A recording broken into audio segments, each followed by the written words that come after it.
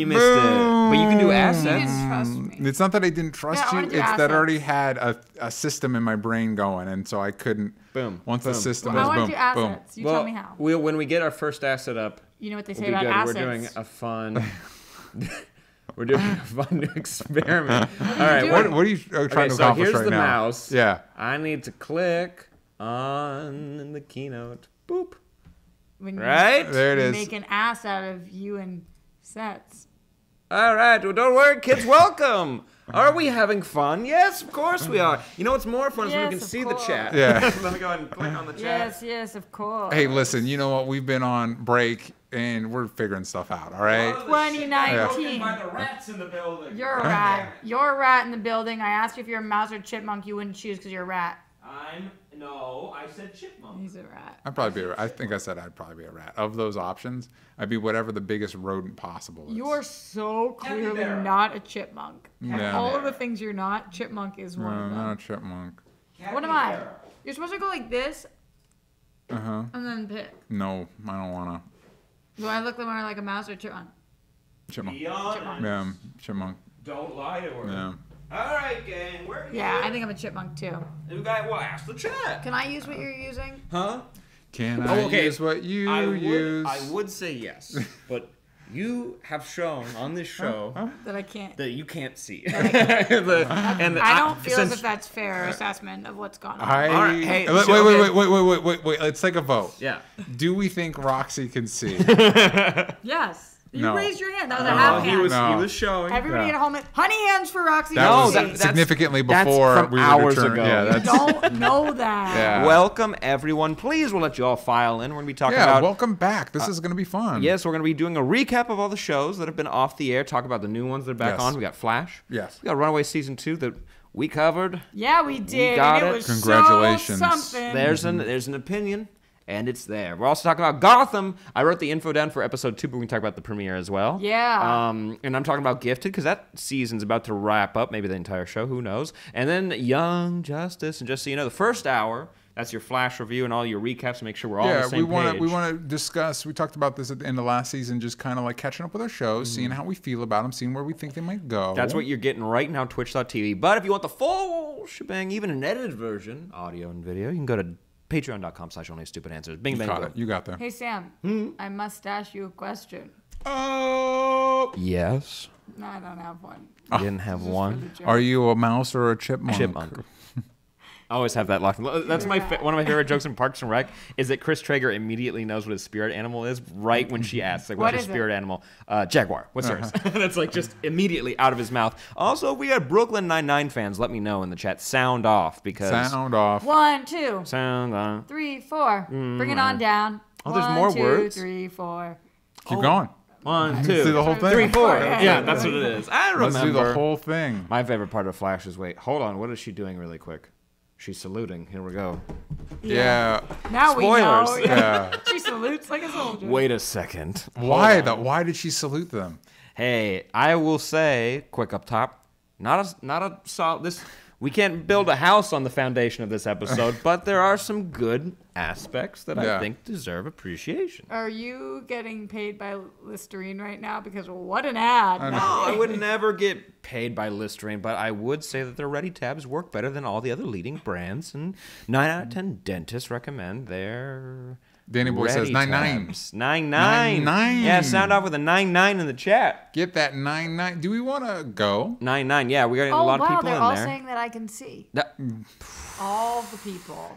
Based on what Thank Roxy can you. read from here, they're all saying that The she person can in see. green says that. The person in The pink person says that. in- The you know, the- person in orange says that. The colors change every And time that's they funny comment. because the person in pink that she's referring to, that color's not pink. It's like a light red, but sure. That's what he said. Yeah. What? Just dab it Literally, and he said that. All right. dab until they're not listening anymore. That's what I always do. They get distracted by the big arm movement. So let's dive into the shows that are not on this week. Interesting. What did we think about? What did we think about them? What do we think about our when shows I so sat far? down to watch Arrow and I didn't see a new one, I had to say to myself, what happened? Wait a second. Actually, that might be a great way to What? gauge how we're feeling about these shows. Is what happened. No, of the shows that are off the air, which one do you miss the most? Which one are you most excited to come back? Which one are you like when you're going through shows like, I wish that was on. What counts as a show? The shows that we normally talk about. So Supergirl, Legends of Arrow, Arrow, Black Lightning. Black Lightning. Yeah, I think those are the shows that are currently that will be coming back in the next following weeks. Also, Vanny J says it's okay, Roxy. I'm blind too. So there I you go. saw that. No, you didn't. Yes, I did. I'm gonna say it slipped What? right by Hold on. you. The faces Vanny J is making beneath that. What are those faces? Ooh, that's a good question. They are yellow. Yes. They are- And what they are emotion? yellow. What emotion are they expressing? All right. I can tell that they're smiling. And. They're smiling on the side. And. There's one other aspect. There's something else to it, There's something- which I know. And now I'm quizzing you. I said the first part. Yeah. And the second part is. in blue. So what's in blue? Yeah. Do you not? That's got to be a tear situation. It does. Yeah. Which So- I can obviously see. How many tears? Well, that's an emoji's got to have two, right? We had to help. We had to Yeah, guide we her in really the had dark. to, like, But are you guys assist being that serious one. that that's crying? Yeah, Yes. so it's a little crying happy face emoji on the side. But we cockeyed got a little lot bit. of blind I- people out there. I'm blind as well, but I got contact. Pausing from the joke for a second, I cannot see that. Yeah, I figured. It also is a little hard to see for me. But anyways, let's go through. We'll gauge our interest as we talk about all the shows as they've been off the air. We can go ahead and kick it off with Arrow. We actually have an asset for that. Snap. We definitely didn't have a lot of You asked technical which one I difficulties. missed the most. I'm not able to answer. No, we're gonna go through them and we can rank them as we go. Oh. See, that way we get to talk DJ about all of asked them. me a question. Mm-hmm. Yes, the group. Yes, He the mustache you none. Mm-hmm. How many times can I do it? I mean, now the I'm first not allowed one to answer. worked. The second one, iffy. That one was the second iffy. one was a stretch. Mm-hmm. Excuse me, but I mustache. Mm-hmm. Like and then I leave. Oh, okay. Yeah. I Well, must dash. speaking of dashing, Arrow dashed his way right out of prison. Good transition. Oh boy, brought that one back around. So he's out of prison. He currently right now I wish he was is still in prison why? because I liked that. But he got just the he got his tuchus beaten up a couple times. I couple know, times. but I wish he was still there. Because tell me which one. No. I did them. No, she's having fun. There you go. Yeah, there yeah, you go. I did it. No, you but guys wait. can't tell at home. I did it. Okay, but going over where we left off, we had Elseworlds crossover, which we can kind of, I think, just put in our back pocket until that matters at any point, which is probably not for the rest of the season. Yes. Although, how good was that? It was real so good. good. Really Anyway. A blast and a half. Yeah. But no, so he's the Green Arrow, and finally after the show's been on 17 years, so about 16 years, he hasn't worked with the police force, and now he's finally going to be the Green Arrow that works with the police. Yeah. Thank God. Cheers. It's as with them knowing his identity and all that, which have we seen that in a superhero show before? That they knew? Yeah, that the police know, the public knows. He's basically a public servant. In a TV show. In a TV show. I'd say the closest was Blank Man with the Wayans brothers, but I think he kept it under wraps. I know. I like Blank Man. I know. And now you're just giving the current day timeline of Arrow. Yeah. Because when you said he's the Green Arrow, I was like, no, she's the Green Arrow. Yeah, because we just revealed that his half sister has been the Green Arrow running around while he's in prison, which I'm very excited to find out more. Oh, thanks for promoting our channel, Snoopy Dog 420. Boom. Thank you. Appreciate it. Yeah, thank you. I was just going to Snoop give you a Dogg. shout Oh, out. appreciate it. That is the Snoop Dogg. Really appreciate it. But we have Amiko, and one of the next episodes is titled "My Name Is Amiko Queen." So there you go. So Which that is we confirmed. desperately need because. we need some explainers. Tell me more. Did she? Ooh, that's the trouble. That's the troubling song.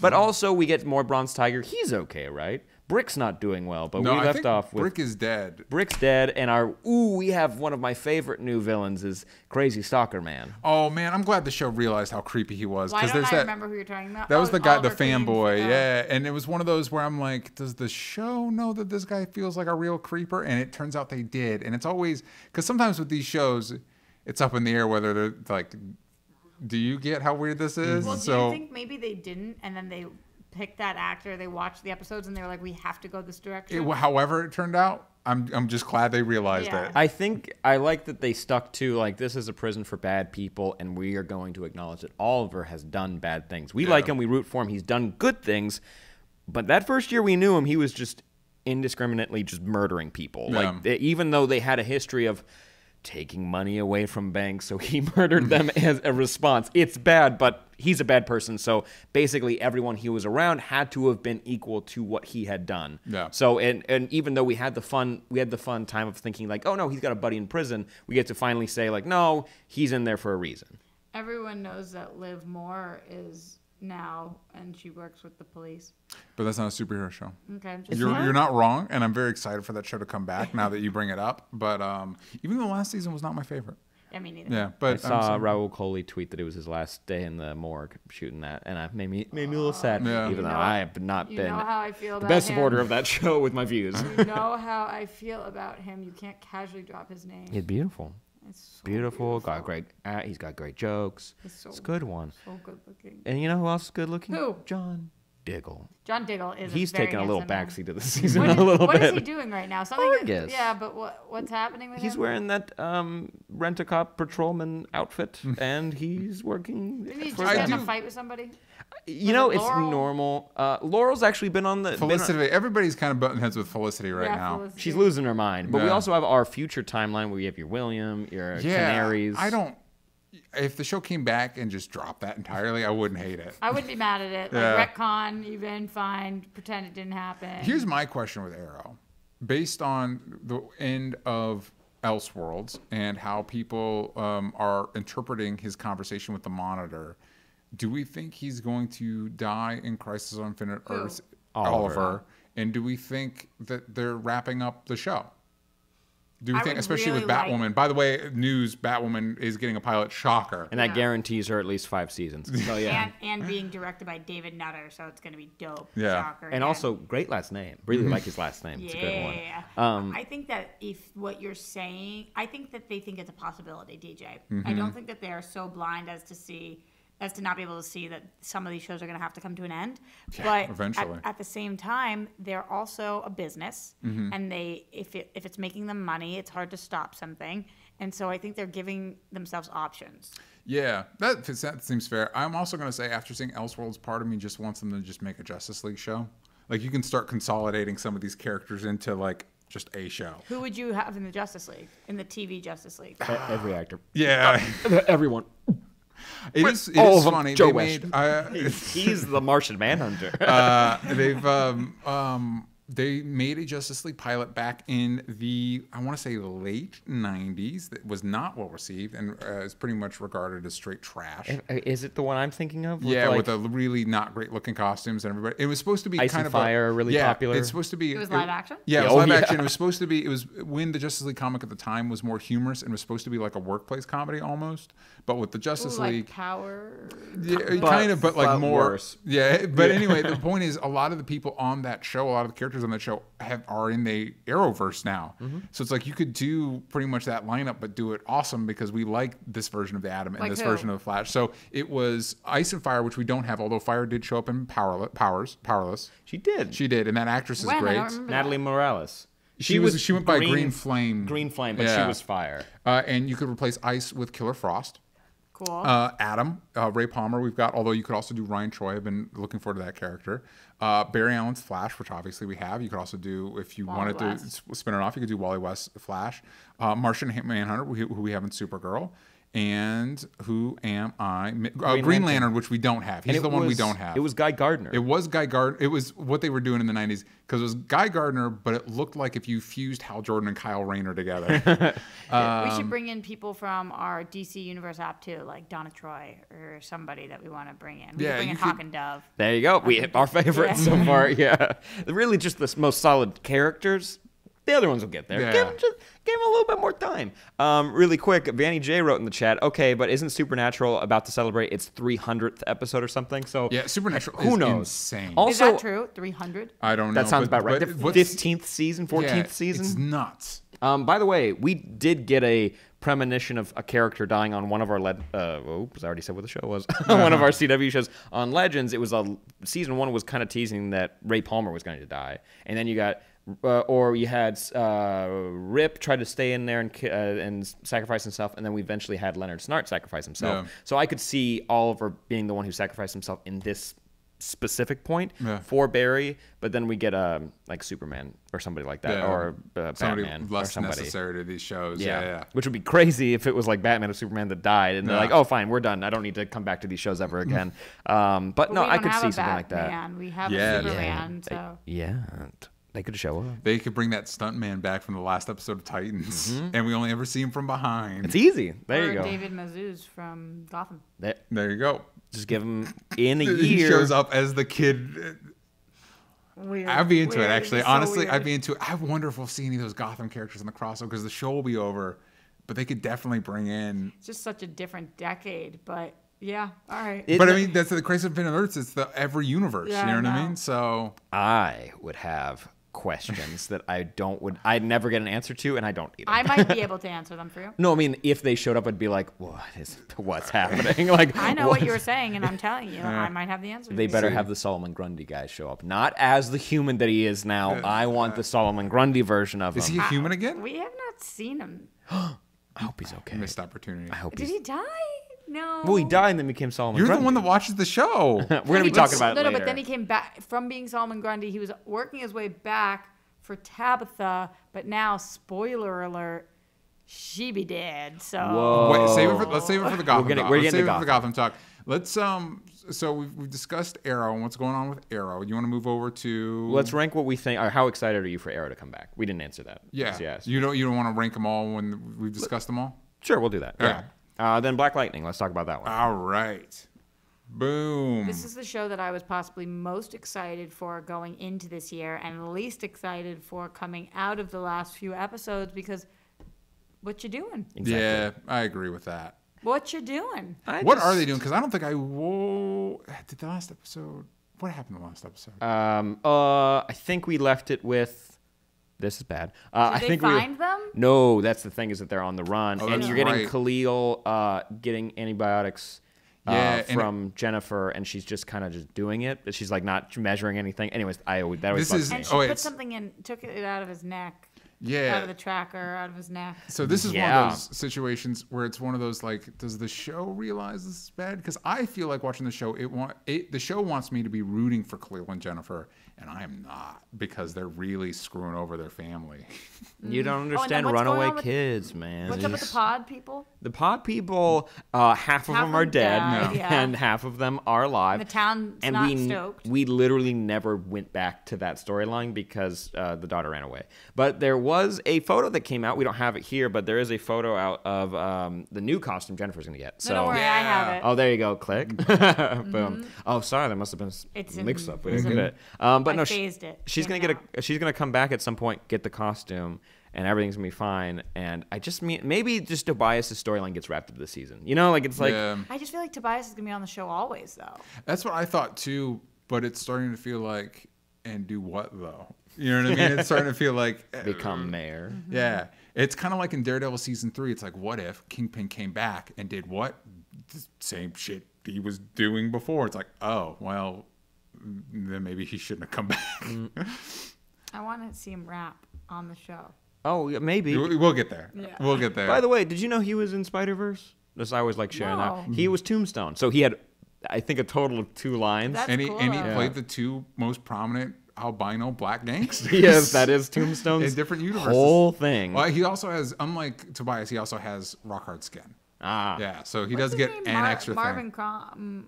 Crondon is his rapping name. What's his name though? Good question. Marvin. Well, Crondon's biblical. I'm not sure. There's we could figure it out. I did interview him once. He was really sweet. It's in the most popular book in the Bible, South Leviticus. There you go. But yeah, no, I'm gonna try to pull up another image here for us. Oh, don't worry, it's not working. But no, for me, I didn't dislike this season as much as you guys did. But I also, I don't know. Overall, I'm still on board with this show more than you guys. But I can understand you being hesitant. Yeah. I did it. You did it. You did it. We were like, what? I'm still on board with the show because I'm on board with the characters. Mm-hmm. I'm not on board with the plot right now, and that's tough. And this is about the time that I started to fall off of Arrow. Not that I don't still watch Arrow, but I love the characters that Arrow's given me, and sometimes I think the plot is woof, and it makes it really hard to come back from. It's interesting. These shows do struggle with this interesting, like, because they're the classic 22 episodes a season situation. Like, you just, one, it gives them freedom. I don't know. I was thinking about this the other day, comparing it to like the Marvel Netflix shows and everything. Like, because they are able to do more things because they have to fill 22 episodes. But at a certain point, you're like, Arrow ran into this because it blew through most of the plot it had set up. It pulled a Homeland. It pulled through, like, it set up a premise and then blew through that premise in 2 seasons. And then it's like, and it was dope. Yeah, those 2 seasons were awesome. Done. And then it was like, but now what? Which is the problem you run into. You know what I mean? And then, but then if you're too cagey with it, you have the reverse problem where you start hitting that lag earlier on. Mm-hmm. I mean, I have faith in the show because season 1 was so good, and the first quarter of this show was really solid. Yeah. So I'll give it. I'm gonna watch the rest of the season. So and it's also shorter than the other. It's shorter than Legends, and basically everything else we watch. So I don't think it's not hurting me too much. I just think this show can be better, like you guys do. And I'm excited. I'm excited for it to come back together. Also, the idea of having a family of 3 people together going out and fighting crime could be really cool. Also, like Jennifer's like whole thing of like this like crazy, like she's crazy powerful and she's afraid of it. I like that storyline. I kind of wish we went back to it because we saw her deal with it, but I want to see her have to deal with it in the sense of being like her dad and her sister, even though she doesn't want to be. Give her an episode just seeing what that looks like. Did you see there was a quiz for the movie Glass where you could tell if you were a hero or a villain? That's cool. One of the questions on it was, you find out you're able to bend steel. This is a great burden or opportunity. Yeah. What do you answer? Opportunity, man. Yeah, because it's not something that I can do. So you answer opportunity also? Opportunity. I answer opportunity also. Everybody who answered opportunity ended up as a villain. Of course they did. Which made me so sad, and I feel like with Jennifer, so I'm bringing it full circle. With Jennifer, I think she's the only one of them that looks at it as a burden as opposed to opportunity, which means that she has the potential to be the biggest hero of them all. Oh. Yeah, definitely. It'll be interesting going back to this situation here. I wonder, like, because we're not talking about Glass. We're not talking about Glass, although I would like to. It'd be interesting. Will it be too much? Like, if you have, because these shows have run into, all of our other main shows have kind of run into the problem of when you have like 12 superheroes. Like, this was a big issue on Arrow, which is why I'm kind of glad now that all the people that had costumes kind of have real jobs now. Yeah. Like, they're just normal supporting characters. Well, we've gone through like 2 casts on that show because of that. We had to totally flip it. Because it becomes kind of an issue with like, is it too powerful? Are your characters too OP? And now here's an image of Jennifer learning her powers, and I'm kind of glad that she opted out because we don't really get that. People just like, oh, you know what? No, I don't want to do that.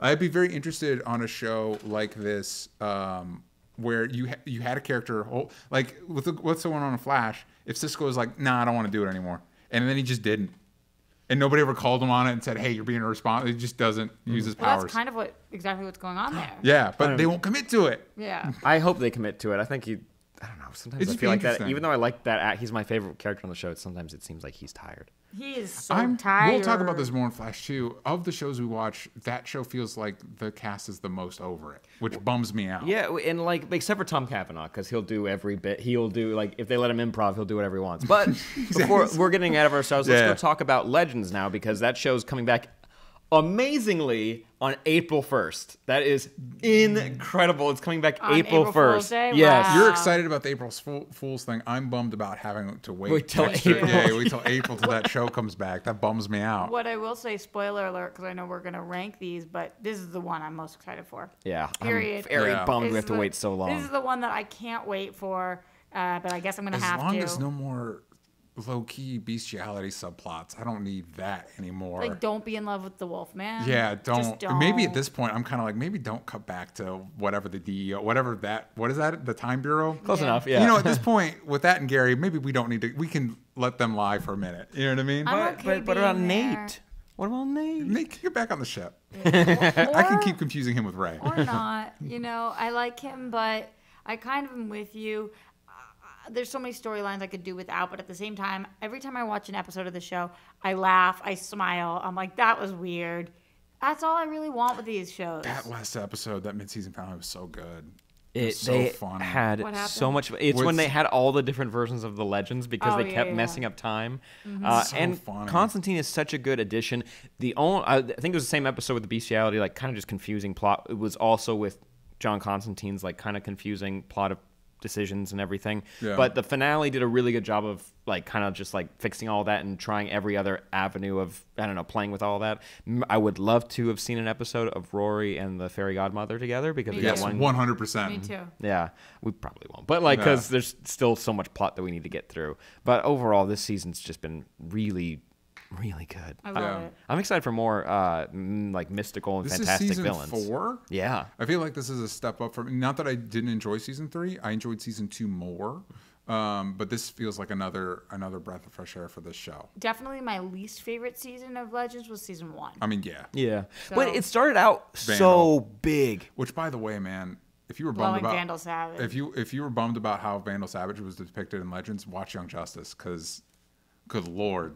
They make it pretty cool. Yeah, I mean, he's crazy. He's crazy OP. He's crazy. Anyway, I'm excited. That's for Patreon. Patreon.com/OnlyStudioAnswers. By the way, when they tease Neron, like the main villain, the boyfriend to Constantine, and you see his like, what's it, tryptophobia? That fear of the collection of dots on his face. Yeah. Gross. But I also, you told me about that one story. You showed me that thing. Yeah, didn't like it. Didn't like it, did you? It's gross. That's what I got. Like you. Hey, I didn't come up with it. It's not true. Thank you. But no, you told me about the story where Neron gave a bunch of villains doodads and zip zaps. Better abilities, basically. I wouldn't mind if that little storyline. I just don't know who they would do at this point because they did the Legion 2 seasons ago. Yeah. You know what I mean? So I don't know who would be powered up. I boo. Damien Dark. Because he's in hell, probably. Because he's probably in hell. Wait, he's on that Blue Book show on History Channel. That good for like we're him. trying to find aliens. Yeah, God bless him. He's man. on what? So there's this show on History Channel that's about the Blue Book, which is all the like the government's book about people seeing aliens and stuff like that. Because it's the history. That's what the History Channel is about now. Vikings and aliens. I'm not mad at it. And those shows are going to cross over with Viking aliens. But yeah. So apparently I was seeing a trailer for that show and I saw that he was on and I was like, man, that almost makes me want to watch the show now. And Littlefinger. Yeah, I know, but not Neil McDonough. Yeah, Neil McDonough was like, and there's no way Neil McDonough doesn't want to come back for the show because he came back for so many seasons, so many of just him. He's always working though. Good for him, man. Neither of you watched Terriers, have you? No. Was that FX? It was FX, and it was only one season, and now it's not on Netflix anymore. And it was such a good show, and he was definitely going to be the big bad of the second season. He made a cameo at the end of the first season. Gotcha. And it bums me out. Also watched Justified because he was in the big bad on the third season of that, and he was amazing because he's always amazing. Well, he's amazing on Legends of Tomorrow too. So I wouldn't mind if he came back as a demon. He kind of was. Or maybe the fairy godmother could come back. On Public Morals, maybe. I don't know what that one is. TNT. Oh, you watch TNT? How are they doing? I want to watch that Patty Jenkins series with Chris Pine that's on there. That's a TNT show. Yeah. That's what they're doing. Yeah. I don't know a way to watch it. I've only watched TNT. Law and Order reruns on that channel. Let's go over to Supergirl. What do you think? Okay. What do you think about that? This show, although I don't love what's going on it, I don't think this show will ever fully lose me. Because that's fair. I love her. You love love. I love love. I love her. And this show has a ton of heart. Man, she really is one of the MVPs of our lead cast members. Melissa Benoist is so good on this show. She's got so much. I don't know. It's just a lovely energy. This season's interesting. This is one of the shows because we kind of made a deal with each other that not all of us have to watch everything.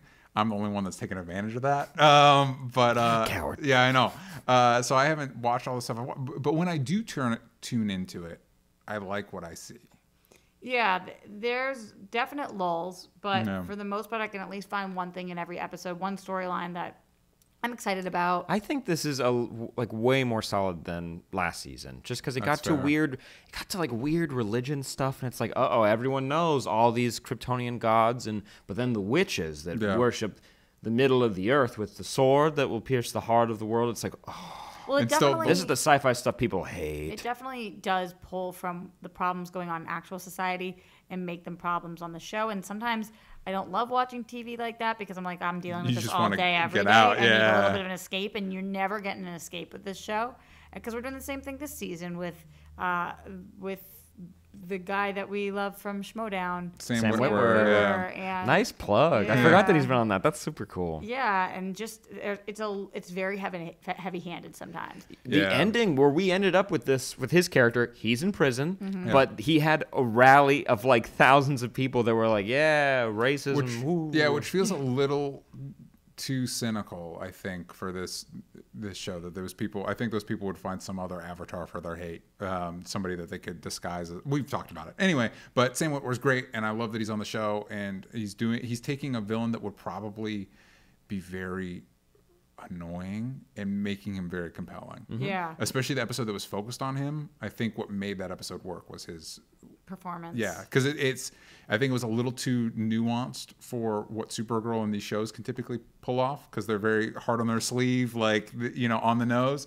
But his performance allowed that to not tip over one direction or the other. And he brings Agent Liberty to life for sure. Yeah, he does. This version of this character. Yeah, also, thank God it's not another Kryptonian offshoot villain. Whatever. Are we ever going to discuss? Are we ever going to discuss that? Russian Supergirl? No, don't need it. Supergirl's mom's alive, and you talked about season 3 kind of going off the rails, and for me the best example of that is when Supergirl found out her whole civilization's still around, and it was like, cool, and then she went back to Earth. It's like Batman finding out his parents were killed. Like, this should be the biggest deal ever. Like, it almost undoes the show. Little bit. Yeah, whatever. And like the Mon-El situation, there's a lot of things we're not addressing.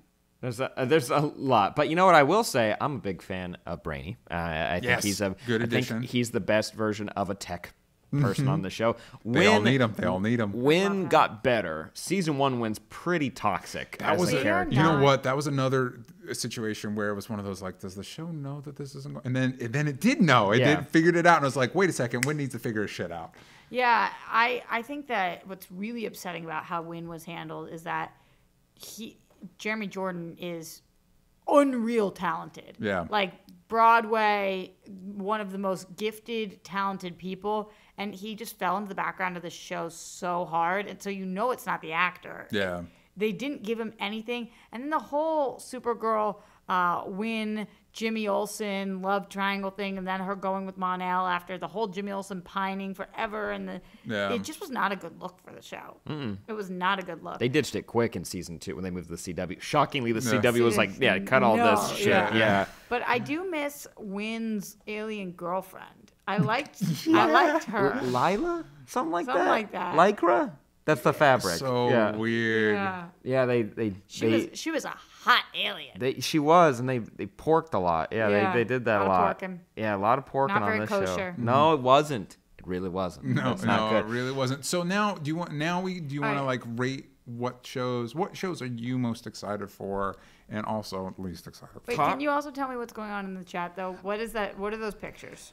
They're just emotes. People just found our show. That was fun. I was about to laugh because I'm like, I can't explain what it is. I have no idea what the fuck I'm looking at. But JMR 1022 agree with Roxy. The love triangle was bad. Yes. And Sonia Hawk says Supergirl writers are ... not the best. I rage quit. Hey, I get it. Season 1, who didn't do it for me? Season 2, I did like season 1. It got me. Yeah. Season 3, first half, Rain and Supergirl first fight, real freaking cool. Rain always looked dope. Looked cool. Yeah, they made that actress was good. That face gear for skiing made it look really cool. Daughter? Yeah. She and isn't she being Rain, raised by what's her face? No, we Alex didn't adopt her. No, the thing that was set up for like 18 episodes. They're like, nope.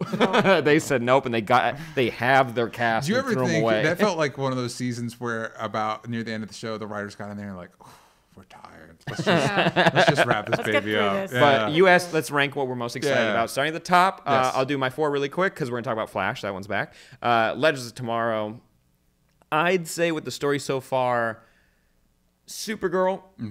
Arrow, Black Lightning, because Black Lightning so just dipped, like it dipped hard, but I know it can be better. But as of where the stories are now, I'm excited to see Arrow finally be on the right side of the law for once. How young was I when the show started? I was in my 12. teens. That was weird. 12. I was in my teens. You're close. How many years has the show been on? 7 years. 7 years. I was in my teens. It's 19. Did you see his 10-year challenge thing? No. He was a baby. I wanted to make a joke where it was a picture of you in the womb. Yeah. I got a couple. I would, to be fair, I was like 2 years off, but I got that was me and Taylor. Yeah. That was fun. Anyway, so that's where I'm at. It was you and Taylor? That's Taylor, yeah. I haven't seen it. Yeah, just go look. Yeah, it's when we did a Halloween costume contest. That's really cool. But Roxy, what about you? Actually, for the first time ever, Sam, I have the exact same order. What? Yeah, High fives. Did I hit too hard? No, that I was just pretty solid. That was a solid can't, high because five. if I do this, I'll hit this. So it's, I'll do the work. You guys are overplaying it. You had a pretty good high five there. Thank you. For me, I love Arrow forever and ever. Amen. See, now we're seeing it on the replay. We're watching it. And it's really hard to look at. Legends has to be number one just because the season's been so much fun. Other than that Legends is one number episode one. that was like a huge whiff for the show. Why? Why'd they do that? I don't know. But other than that, really been loving the season. I've liked all their decisions. But not only do I just love of these shows, I love Arrow. I actually think this has been a really solid season for it, and that gets me excited for the rest of this season. Oh, I remember. So Legends and then Arrow. Legends and then Arrow, and then Supergirl, and Black Lightning really tanked hard for me. So it's going to be a minute. we all have the same except for you switched Supergirl and Arrow. Yeah. By the way, I remembered now what Diggle's been doing. He's really heading to Bargus. He is, but he's doing that art painting heist thing, and now he's working with Diaz, and it's like, why is this happening? But drama. That's why. When it comes to us asking many questions of why this is happening, why is this happening? Let's go ahead and switch on over to the Flash. Boom! I still really like this. I still really like this poster, by the way. I do, and I like that they fixed the helmet. Yes. Well, it's slightly better. Slightly better. Yes. All right. So this is season 5, episode 10, The Flash and the Furious. Great title. I saw a thing that was like, wait, this hasn't been used yet. Yeah. It's like, yeah. Props to them for holding out this long. While Nora grapples with the revelation that Thawne killed her grandmother, Team Flash must stop the formidable team-up of a newly sprung from jail Weather Witch and Silver Ghost, a new Metatech villain who can control engines and motorized technology. Meanwhile, Caitlin and Cisco discuss creating a metahuman cure. By the way, I did like the resolution of 2 things real quick right off the top. Since you guys have been watching the show more regularly, I have a question for you, but first I must say that's very misleading because all the trailers were like, "Watch this team up," and it's like 5 minutes. Oh, did you? I didn't watch any. I can't catch the trailers. No, they show up randomly, and so I thought it was like, yeah, the team up. 5 minutes. It's barely a team up. 2, it's like for 5 minutes, and it's not that formidable. But anyway, question for you: is Metatech the dumbest thing the show? I was trying to think about it. It's like, is it that much dumber than metahumans? Because it feels significantly dumber. It feels, but based on just A plus B equals C, it's literally the same. I'm liking it. Okay, I didn't like when they said Metatech. No, but I'm liking what's happening. Yeah. Okay, because I hear you, and on a level I understand, but it feels wrong to me. Because organisms change and grow, but technology it has a specific function that it does. That's why it exists. Think about it this way. So you can't just inject something into it and suddenly it does something else. That's not how things work. Hey, no, man. The weather vane was the biggest stretch. It's like if you put a bigger battery in something, it's gonna last longer. So just put some dark matter in there. All right. And what happens? I can't explain it. Listen, your ability to roll with it is helping me roll with it. So we're just going to roll with it. Okay. All right. And that car was dope. That car was really cool. I love the emojis to control all the James Bond gadgets. Yeah, that was incredible. Really, I'll be honest, cool gadgets. Really bad interface. Really bad interface. Because also, how are you going to assume I know what that ghost is? My favorite. Why try it? My favorite is when she does the missile, and then we find out because XS dodges it, then it blows up right in her face. TNT. But what you see her choose the missile, boom, and then when it cuts back after it blows up in her face, you see that she actually actively had to choose a different emoji in that time. Hit the button right in time. It's like her reflexes must be insane. That's really impressive. She's a silver fox. Silver ghost. In my head, that's been the name. Silver fox. She's a silver fox. My big question for you guys of this episode is forgiveness. Yeah. Are we capable of it? Did we Yeah. Wait. Hold on. Go on. What are you thinking? Like when Nora has to go there and she's thinking like, how am I going to talk to Thawne right now? What's happening? Is this going to be okay? He did kill somebody that's close to me. And he's like, trust me, I've changed all of these things. Yeah. Blonde hair. Even if she forgives him, are we capable of that? Here's the thing that confuses me. A lot of this episode focuses on her ability. She's obviously dealing with this, and Nora is dealing with the idea of this, and that expresses itself in like, no, Weather Witch is bad, and she's supposed to be bad. And this show is supposed to teach us a positive lesson, a superhero lesson of believing in that with other people. And people can change. Even though it's 100% obvious Nora's making the worst possible decision. No, you shouldn't trust Thawne, or at least you should confide in the people around you that this is who you're talking to so they can be in on it when he inevitably does the thing. So you're like marrying this really positive idea with something that is 100% the wrong decision. It's such a bad decision. Interesting. Here's what I've learned in life. If you can't say out loud what you're doing, you probably shouldn't be doing it. 100%. Like if you can't tell your closest people because you're so embarrassed or you're so nervous or whatever, fine if you can still do it. But just know it's probably not the right choice. No. And sometimes we make the wrong choices and we do it for reasons that just are not explainable or we feel it in our gut, whatever. But how can she possibly think she's doing the right thing when she knows she can't tell a soul around her? Because the person murdered that person's mom. And if I'm like talking, purpose. I'm talking to Roxy. Purpose. And then I found out that Roxy, not even an accident. That Roxy on purpose murdered one of Sam's family members. And I'm going to Sam like, should I trust this person? But no, because they murdered your family. I should at least be able to confide in you that that's what's happening. And your family is my family. That's the difference too. Jeez. She did help you though. She did train you to travel in time. She did help you to do something that you knew was also a bad decision and could really have bad ramifications. Yes, but it's more scenes with Tom Cavanaugh. Do we think he's changed though at all, or you think I think this his is BS? acting as the character has changed. You know, I got bummed because I was actually really excited to see Thawne again because in the 100th episode you had Thawne back and he was like, "Oh, that was great! Cool. Yeah, that was really cool." Here's what I'll say. And this version of Thawne looks like something fell on his head or something. A little pain. That's just pain. You can get that out. Not the pain. It's the way he. I'm filled with such anger. It's like, what is going on? Well, minutes are minutes and seconds are seconds. Like, yeah, dog, that's how time works. No. But I do like the tease of that there is a ticking time clock. Sorry, I forgot what it was. How are there only 52 minutes left? 52 because DC has a huge boner for that number. Totally. But more importantly, I mean, does that mean next episode where something's going down? Maybe his time remnant's gonna go away after 52 minutes. Yeah, but I think the way they're probably timing each time she meets. So literally, it's only like 2 minutes later. That conversation she had with him was back to back. But then why did when she showed up again, he was like, Nora, like surprised she came back. It was like, was that 30 seconds later? That was for our benefit. That was probably for our benefit. But Roxy, overall, what did you think of the episode? I liked it fine. I liked it fine yeah, too. I think I liked it a little bit more than you guys, but that's okay. No, I definitely did not dislike it, which is good. But I liked it fine. I just remember that feeling when we were about 4 episodes deep for all of our shows this year, and we were all like flabbergasted with how good our shows were. We keep doing that every year. And we were just like, wow, these are all so good and on their A game. This is awesome. So I kind of wanted this to be that because we had our break, we're coming back, and it wasn't that. And so that made it even a little bit worse, even though I think it was a pretty good episode. To me, it knocked it down a peg because I had higher expectations. Yeah. No, do you agree? I was literally just thinking, like, could you imagine? Because I wonder part of that energy is from they had the break, and so they were able to like rally everything. And it's like, could you imagine if these shows just did 13 episode seasons? Yes. Like if they just took that energy to make like the perfect 13 episode seasons. Really quick, we're all 13 in the Discord. By the way, guys, Swan Benson on Reddit and in the Discord puts together a Reddit thread that we used to read from.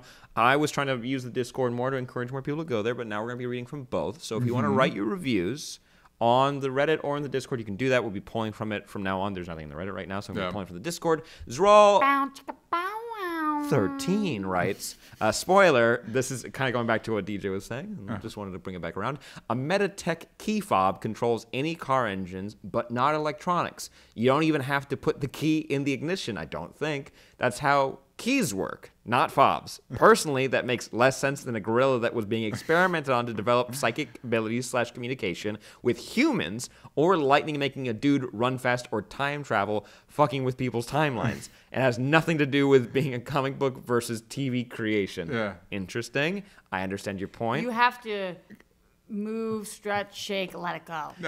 Here's I think we have a picture of them in a courtroom. I'm going to say something I liked about this episode, but first I wanted to point out something interesting that happened, which was, remember when Barry had to do a very important thing and testify in court, and then a car was stolen. And so we needed two superhuman speedsters. Excuse me, but two superhuman speedsters. It was a Lamborghini. It was a Lamborghini. So the reason he was like, the cops aren't going to be able to keep up with that. It's in city streets. Of course you can keep up with it. It is literally the most absurd line. First when he said it, I was like, is he saying because of the value? What happened to the show? Yeah, do you get like a kickback for catching that Lamborghini? Also, we never talked about this. Central City has a population of 14 million. That is more than some states. That is absolutely incredible. They should have a GDP it's mind-boggling. How do they get food into that city? How do you have the infrastructure for 14 million people? I missed that. When did they say? It was a couple episodes ago. Also, we didn't see Ralph this episode. Yeah, because he's visiting his mom.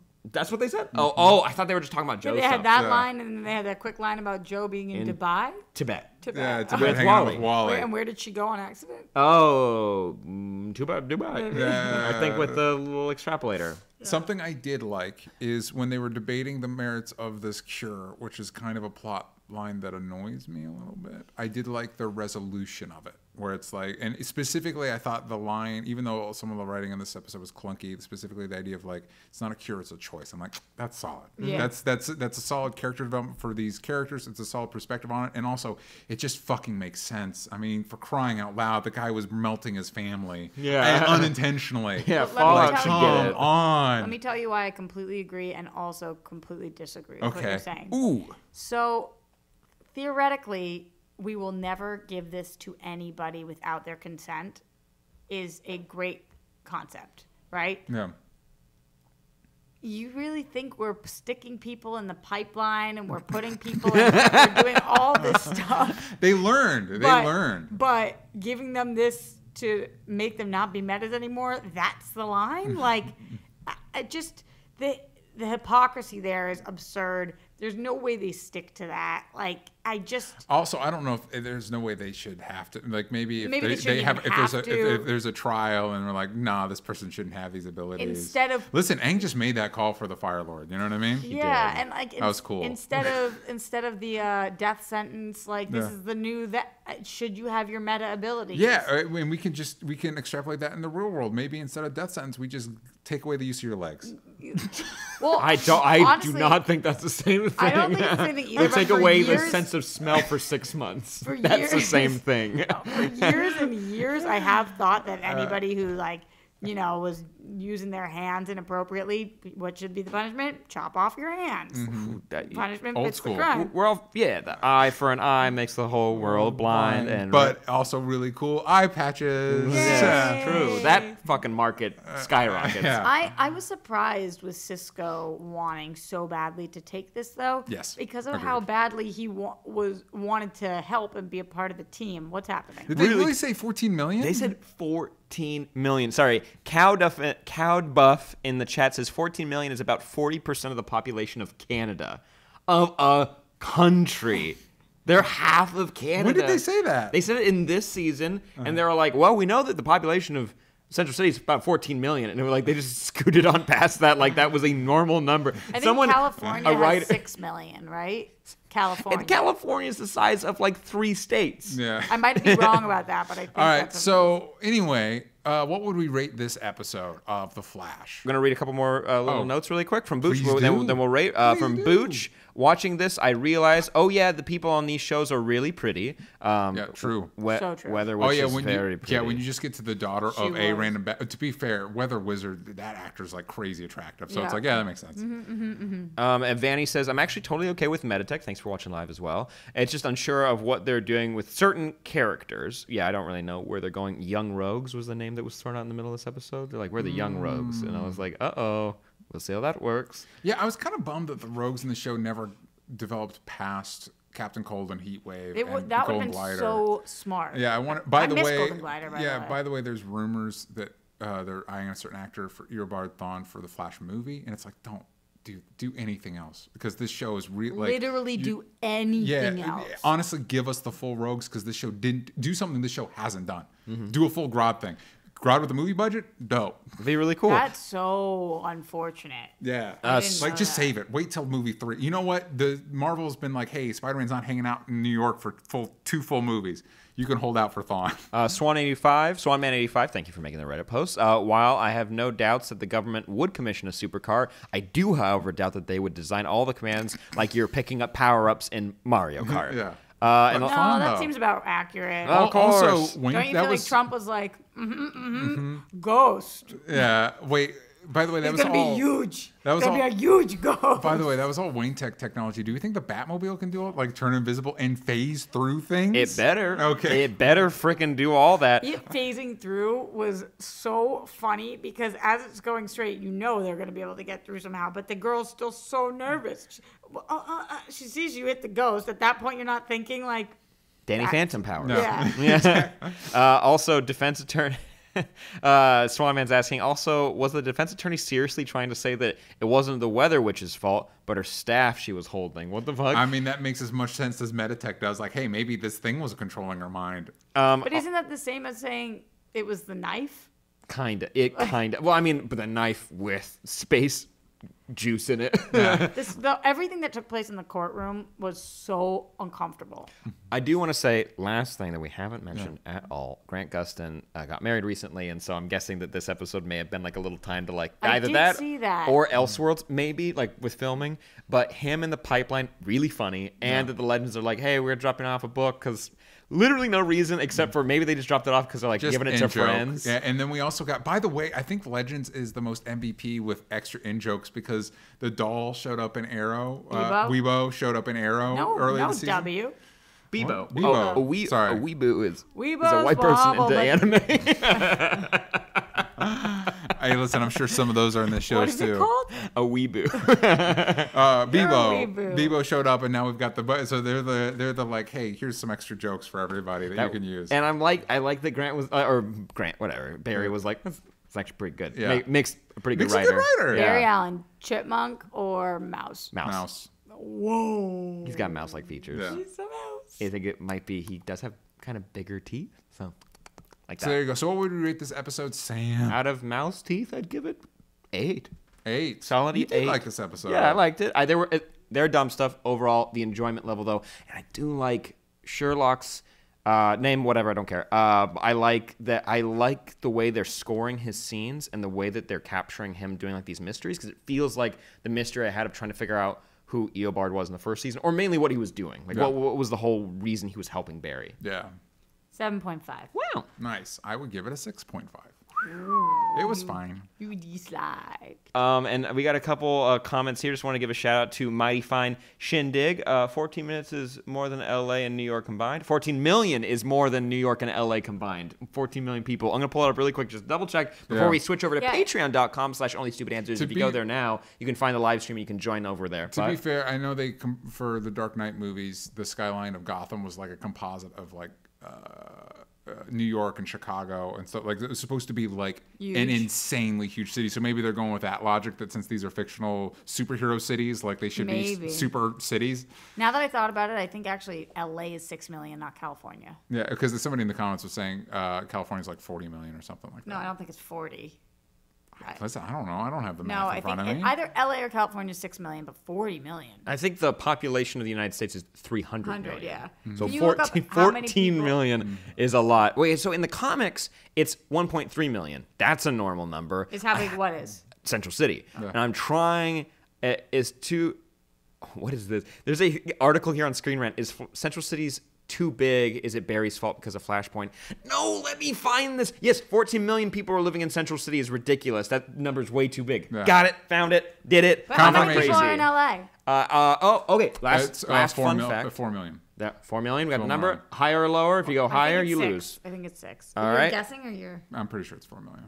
I'm going with 14 million, the number, the Listen, lucky number. I've been listening to a podcast on the big one, so I've been looking up the big one. By the way, and the numbers involved in that. I'm going to mention the big ones about apocalypses and whatnot. And not really. So is California 6 million? I recommend so many comedy podcasts that'll make your life feel better, and you listen to the ones that make you have existential dread. Yeah. Oh, wait, what was the numbers? For LA, we're talking about LA, not California. LA is 4 million. I said 14. 60. 14 million for LA? I was going with the number we were working with. 4 million. As of 2017. Is it 6 million in California? Last. Population. There's 2 million. There's got to be more than that because of San Francisco and San Diego. Yeah, but San Francisco's pretty tight. Ooh. It's tight like a tiger. Is it 14 million? No, but I win with the closest. Almost 40 million. 39.5. You don't win that comment one. Wait. That's the one that you said in the comments. There are. Wow. I was like, there's only 2 million other people in the whole state. Yeah. It shows my awareness of where.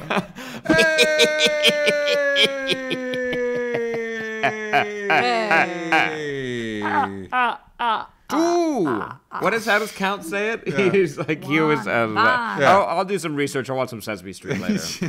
Don't worry, I'll do my homework. Did you guys see that whole Sesame Street thing while we were off? No. You didn't see this with whether or not Grover was saying the F word? This probably was. Grover's got an anger boiling down. Hold on. I need to start running this. Hold on. 3, 2.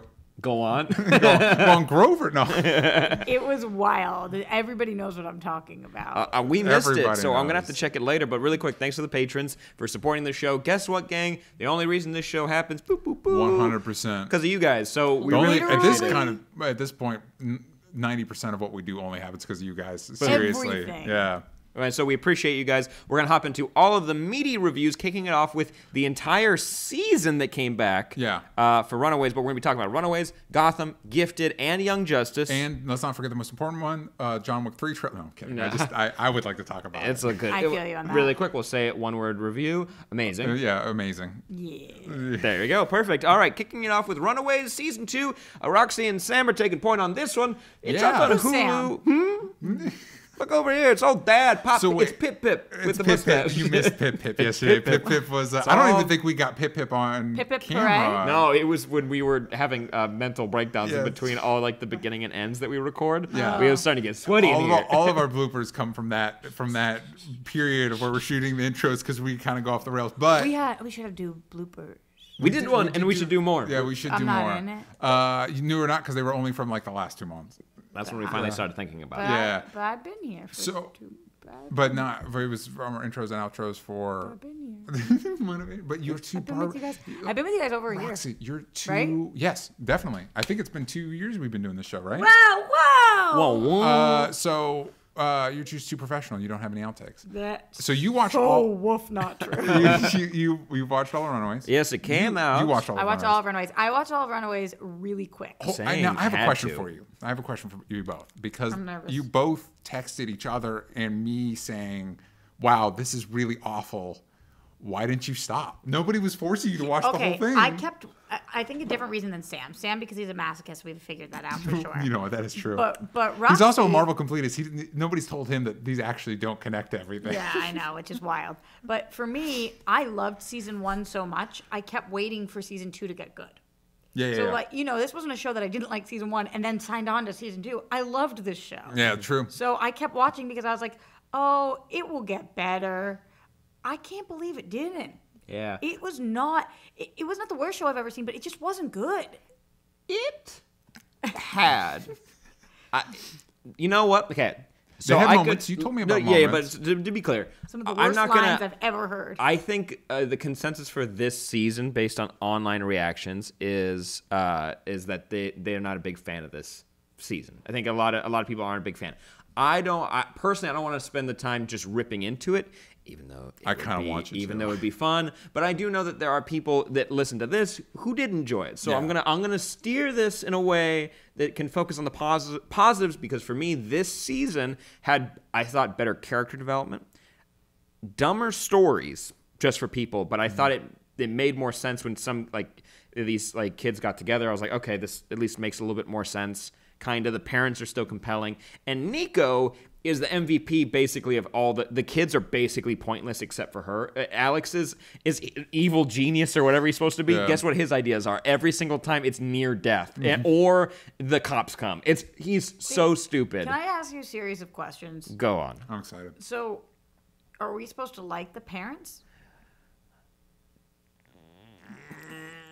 Does the show want you to like the parents? No. Because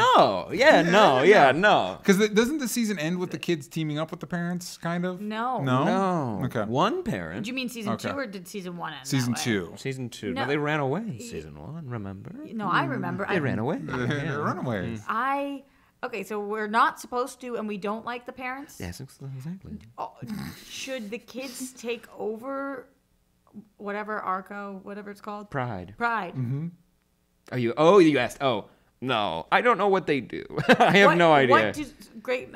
What does Pride do? They had a homeless shelter. Yeah, weren't they collecting kids for the aliens? Is the church Alien. part of Pride?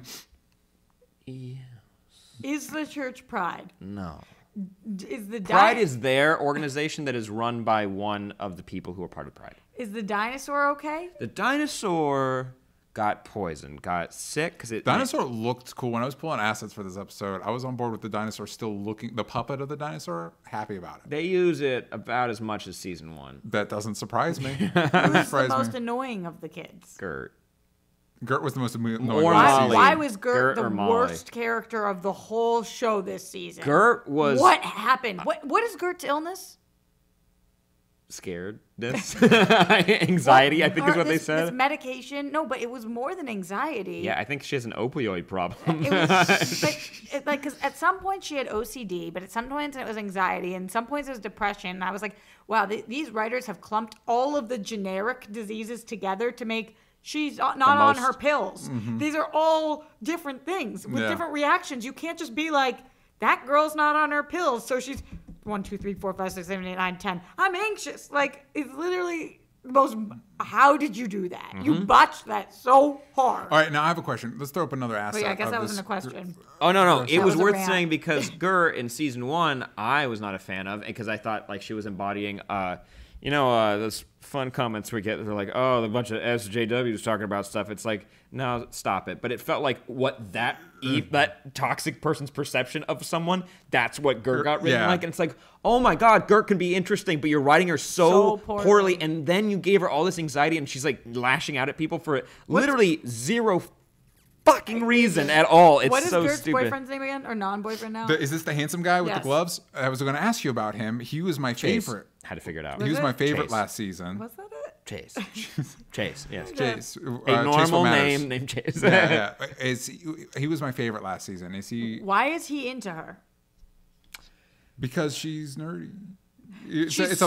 She's so Listen, mean to him. the cute guy can be into the nerdy girl too. Is the lesson the audience is Yeah, but supposed nothing to to get? do. So if she was great, then fine. But she's horrible. Yeah, she's real Cool. But is Chase And cool? then yeah, but then all of a sudden he's a dick to her too, and that's when she's nice again. And are we supposed to be rooting for them because they're the worst couple? And then also, is Nico bisexual or lesbian? Are we supposed to be guessing that? No, I mean, you can just. I think we're getting to a point where it's like we don't have to have those definitive labels when it comes to of course, characters but then like when that. she's talking to Alex, like, what's happening? There was Are a will they trying to won't they in say- season 1. There was like a ooh, are they gonna? I know, but in season 2, is that still there? Maybe Alex was kind of flirting with that one girl and ruined her life. So Wait, no, I have a question too. All right, so in the comics, the big twist is that Alex is the mole. He's the rat, and he ends up being a bad guy, and then dying, and then going to hell, and coming back as a demon person in Luke Cage and Iron Fist, which was actually pretty cool. actually, I But- think he's coming back in the Runaways series that they're writing right now too. Cool. Is he not a good person in this? He's but like not- intentionally, you know what I mean? No, Is he- he's a good person, but Okay. he's just not as smart as he's supposed to be. Gotcha. Alex's mom is a awful. horrible person. Oh, she's an awful human What's being. up with that? And why is the dad, he's not okay with what she did, but he is okay with what she did? I think that's a big part of the problem with this season. It's just like lots of dumb stuff. Like lots of dumb stuff. I did want to bring up, though, what I was mentioning, because now I'm seeing the staff that Nico has in the last image we pulled up. Yeah. By the way, who's that other girl? She is the girl that Alex has a crush on and kind of gets sucked up into like this whole Runaways thing. But Alex's mom killed her dad. Her uncle? Her uncle, yeah. Her uncle, yeah. And it's and uncle was the friend of the dad in the last season. Gotcha. Yeah, I remember liking that actor. Yeah, he got murdered by the mom. Great, and but then he died that sucked. in a tub. No. Because he was helping out Alex as he ran away. He was like, you're going to come do jobs for me. And you're like, is he going to like run drugs? It's like, no, he's painting his house. But then he like, sold Alex out. He did because he wanted to take care of his baby. And I'm like, okay, you know what? This story isn't that dumb because this person's like, you know what? Best decision, not to get involved with this family. Like, it's already way too much and we need to get out of here now. But then it blew up in his face and he died, and that's a bummer. I did want to say, though, Nico had the 2 MVP moments where it actually felt like a superhero show, which it's supposed to. When she took out the main alien dad, Dr. Doom from the Fantastic Four 1 and 2. Also, lead guy Nip Tuck. There you go, if Nip we Tuck. really want to dive down that rabbit hole. She took him out, but she didn't. But she You're didn't. talking about Jonah, right? But Jonah, thank you. I like the way she took out Jonah. I thought it was a cool moment. And when she yelled, "Get out," to what was the guy's name? I don't even know what you're talking about. When she basically gets possessed by the staff and she makes those guys disappear. Oh. Because that guy had a name. I really liked... AWOL, that's what his name was. I loved learning that she can only give the staff one command. Like the that's command from the comics. once. I loved that. Yeah. That they used that. That was one of the cool parts of this. And I actually did think she was improved for sure. And because it's not like technology based, it's like they ignored all those rules because before it was like it kinda is tech. It's like no, in this it's like it's just magic. What's the name of Rainbow Girl? Rainbow Bright? Mm-hmm. No, what was it, the lights in the rainbow? Carolina. Carolina. Yeah, something like that. Carolina. She was in Carolina. That was the blonde friend in Halloween. Yeah, Carolina. Yeah, that's true. She was good in that. Yeah. Carolina, she is dumb. Yeah.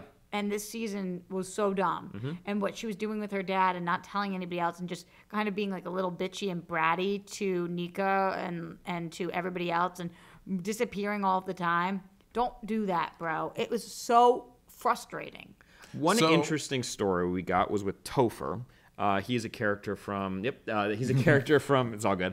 The comics, who in that is revealed to be a villain. Actually, I did some research on him. I literally don't know who you're talking about. Topher was the other runaway that showed up that had Molly's powers. Oh, Topher. Topher. Yeah, but he was there and then he was dead so fast. Maybe. Spoilers. Maybe. But in the comics, fun fact, because Runaways is spoilers not okay right now? No, you're good. Oh, okay. Yeah, but no, crap. in the comics, he's a vampire, and that's a fun reveal, is because it's another element of Marvel Comics and whatever. In this, he happened to have been working at the facility where Molly's parents died, and has been using those rocks as like a drug, and you're getting your drug storyline. Why did he end up saving her at the end, though? Because he's a good person. But he wasn't. No, he was drugged out of his mind. I don't think he's drugged when he saves her, too. Yeah.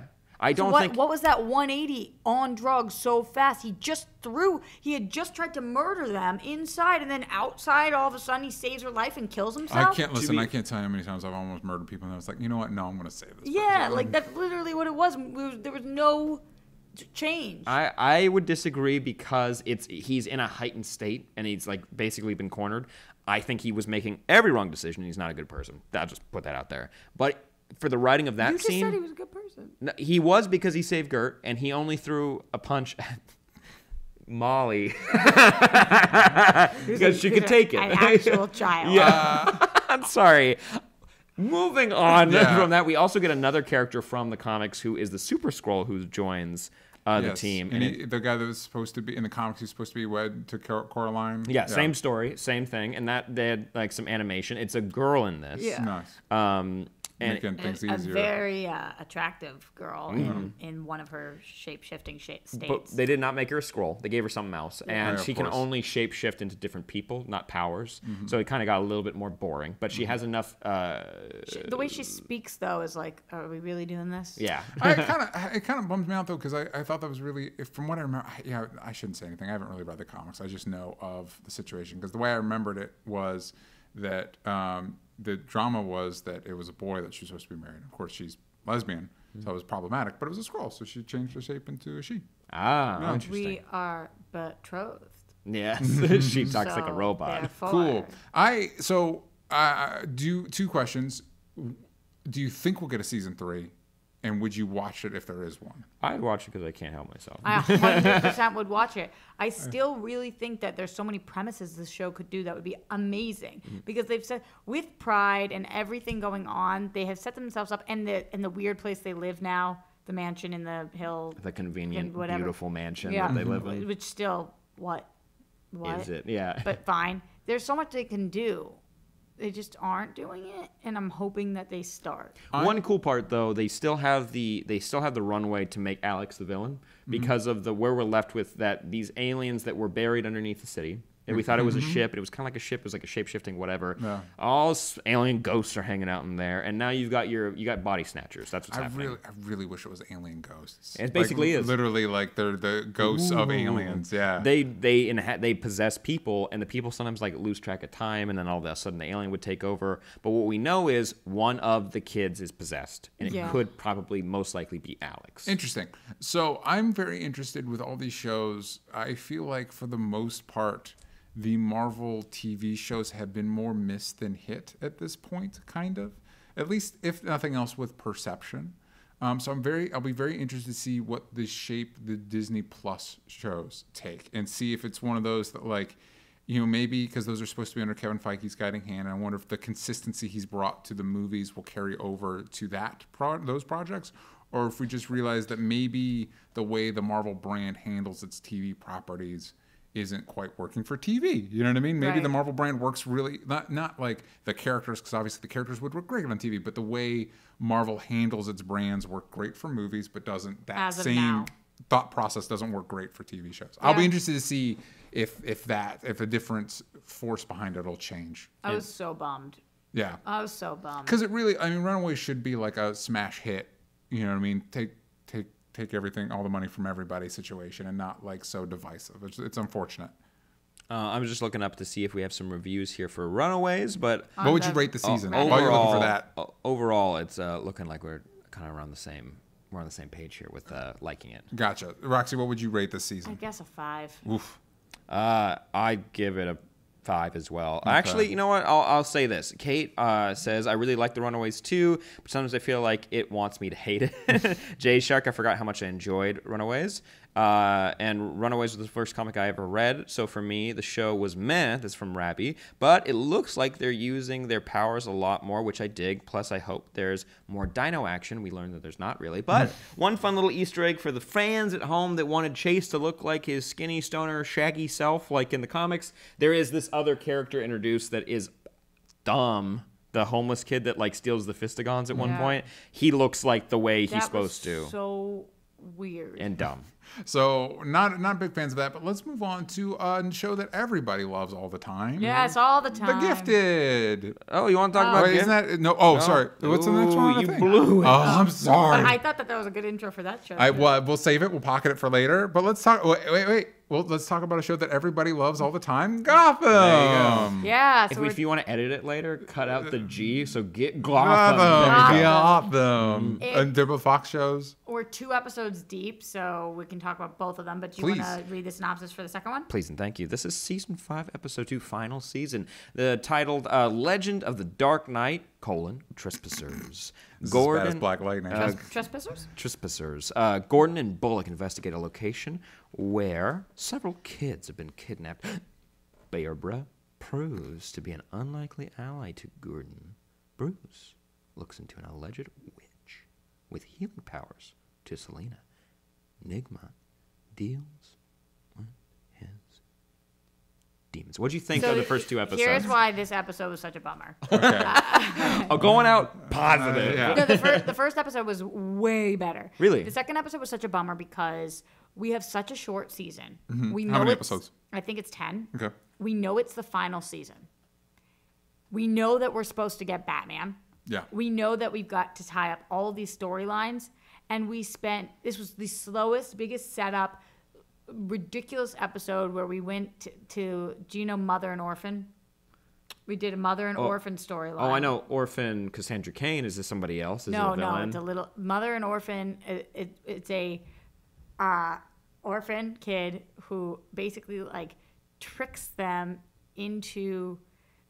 He has a woman who's not actually. So when Gotham, everybody has to flee from Gotham because it's not safe, and some people are left behind. Good call. It's like a no man's land situation. This one woman finds this orphan. She tries to protect him, and she does that by murdering everybody. Yeah, and then that orphan is the Joker. No. And so they're in a house, and Jim Gordon's there. With Bullock, and they go to save this orphan because they think it's just a kid that they're going to save. Yeah. And then the orphan's 100 years old. The mother, they get locked in this room, and she tries to cut off their fingers and stuff. It just was like, what? There's like a few episodes left. What? Why are we introducing new characters, new storylines? There are also all of these orphans who they helped them get out of there too. We just spent so much time on nonsense. You are getting 12 episodes, by the way. 12, okay. You have 10 more after this. Okay, so don't feel too bad. Yeah, but I do because this episode was like, what? And then we're in the meantime, we've got 5 minutes per episode that actually matter, like where we're seeing Penguin build his army, and we're seeing Riddler struggle with the fact. So right now, Riddler's like messing with himself, and he keeps it at night. Becoming Riddler, daytime Enigma, and so he's trying to like lock himself down, but he keeps escaping, and like he wakes up and there's a guy in a shower like beat up and bloodied, and he's like, oh, I did it again. He has to like re-get the information out of them. Those moments are really cool. That'd be a really interesting Two-Face storyline that they gave to Riddler. Totally. Riddler did it again. But Riddler's been Two-Face for 3 seasons now, all right, so I just have to roll with it. Once again, we're rolling with it. We're rolling with it. It's fanfic, so it's fine. So there's different things that I'm like, oh wow, these are really cool stories that we are going to get. Like the fact that I told you guys in the first episode, I was shocked when they killed Tabby. It came so quick, and I was like, wow, they're really doing that. But then we've got this Poison Ivy came back. It's weird because she's a little kid in a hot girl's body. No. And every time, and she ends up like murdering all these people. Selena Kyle's really not doing well right now. So she's sick. She was sick, but Poison Ivy, who hates her still, but they grew up on the streets together, gives her this pill to take, but she'll never be the same.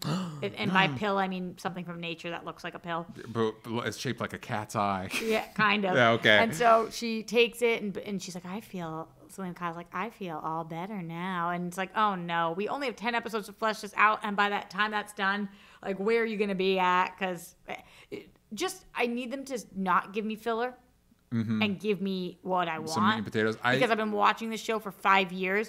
And that means I've been so dedicated. I deserve what I want. Yeah. Just give it to me. You know what? I think you're right. I do. You brought up, and I've been hearing reports that like there will be an episode that's like in the future with Batman. And I hope it's exactly like the last episode of Titans where it's just Batman from behind the whole time. But then at the end, he turns around, rips off his cowl, and it's the little kid with like fake stubble on his face. Or like crow's feet. That's a good one to make him older. Yeah. I do have a question for you. Because I've heard stuff about Cameron Monaghan's Jeremiah not Joker, and they're all like, listen, this is the best Joker ever that's ever been adapted in anything ever. This is the all-time best Joker. Shut the fuck up and accept that this is the best Joker. Can I ask a question? Yeah. I feel like DJ was in a question. Yeah. But really quick, before this goes into that one. Yeah. Is this the twin, or is this the one that died? There's Jerome and there's Jeremiah. Yeah. And this is Jeremiah. Well, he's not really bullfrog. He's not really in it right now. Okay. There's been no progress with. We don't really know what's Then how come every time now? The only shit I see about Gotham is this motherfucker and his fucking fake Joker face and his piss poor Heath Ledger impression? Because he's hot. Yeah.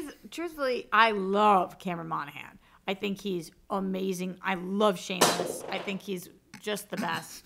What do we do? Moving forward. That being said, I don't know. Sorry, I have no idea what the fuck was happening. What is it? Didn't break my phone. Oh, I got a phone call. It vibrated it right off the table. I don't understand the Jeremiah storyline. Okay. I never really have. Okay. Not a damn clue. And it's a huge chunk of the show. Okay, so I think he does a fine job with what's being given to him. This is obviously a directorial and script thing. Okay. They're saying do this, and he's doing that. Okay, all right, fair enough. Also, I have a question for you. You made a big point that you've been dedicated, And you, at really this point, have. you deserve. I agree. I really agree. Thank you. You didn't say that about Inhumans. What I want? What is it Yeah, that but I want? that was only 1 year. So you said you deserve what you want. What do you want? I want to see the showdown that they're building up between Barbara, Penguin, Riddler, Batman. I want to see who takes over Gotham and what happens there. I want to see Batman at some point. I don't know in what way I want to see him. I don't know if we get a flash forward or if we just see him at the very last second, but I want to see me feel like he's actually going to be capable of being Batman, because right now we're so far from that point. I don't know how we get there. I want to see our main team, which would be Selena Kyle, which would be Batman, Riddler, Joker, Barbara Gordon. What happens? Give me them and only them. I don't need to spend 30 minutes on Mother and Orphan. Well, get excited because Bane's coming too. Yeah, I know. Bane is coming. By the way, when I was looking for assets of this, there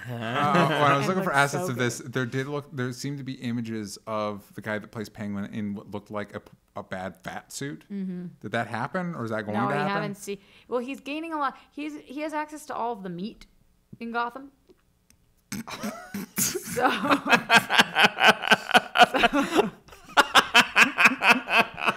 lot of meat. What does that even mean? So he's eating a lot. Okay, so everybody else is starving, and he's feeding himself and his pet.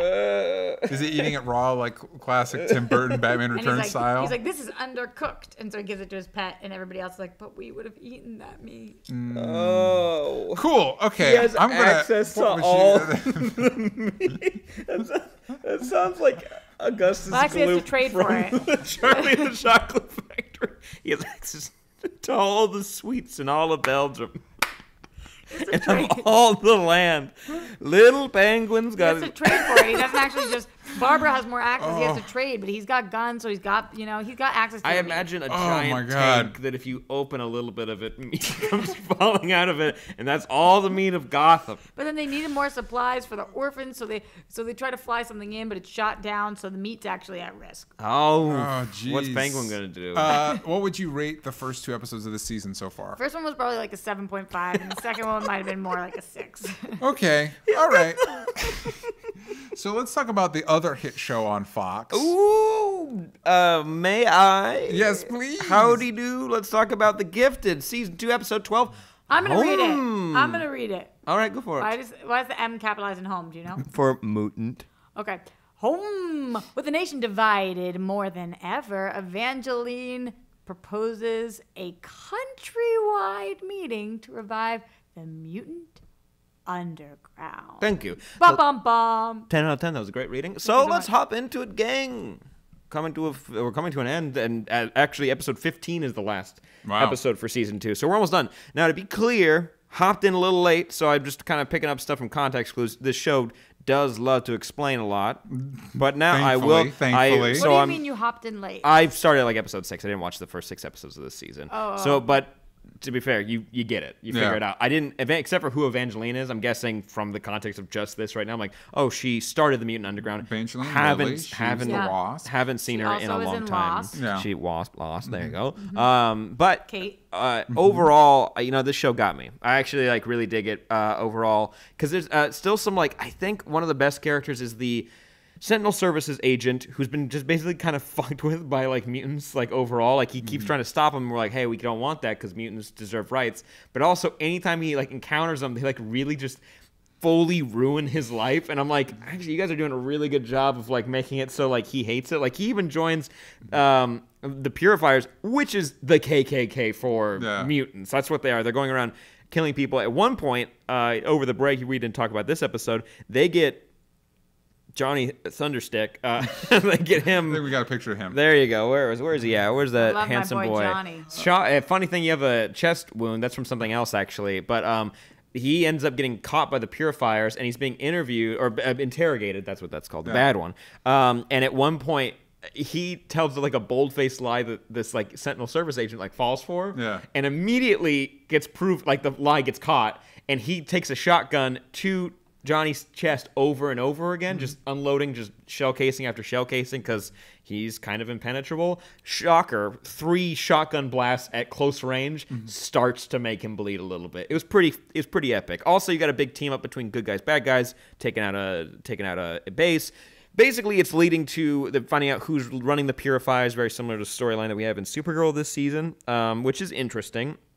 And it's run by a character actor that I want to pull up really quick. Yeah. He's kind of like a Alex Jones type character in the sense that he runs like a political show that has like it's right leaning and it's kind of extremist but secret. He's running the Purifiers, but you also have a division between the Mutant Underground and the Inner Circle, which are we got your Stepford Cuckoos, you got a kid who got the dye job, and Polaris. And she's on there too. Yeah. She's on there. I think we got some of her in her bow. Oh, where's she at? Oh, she made the face. We don't have a picture of her face gear that she made. Yeah, sorry. There was. Oh no, it's fine. It's bad. It looks like she's rubbed some fruit by the foot on her face. But I love fruit by the foot. I love it too, but I don't like the green flavor, and that's what she's working with. Brutal. I will say overall, I like where we're coming to for the end of the season. We have a bunch of different factions. Hopefully, we can kind of get some unity. Unnegative for this show, besides like some like wonky story stuff, but actually they're better about it now.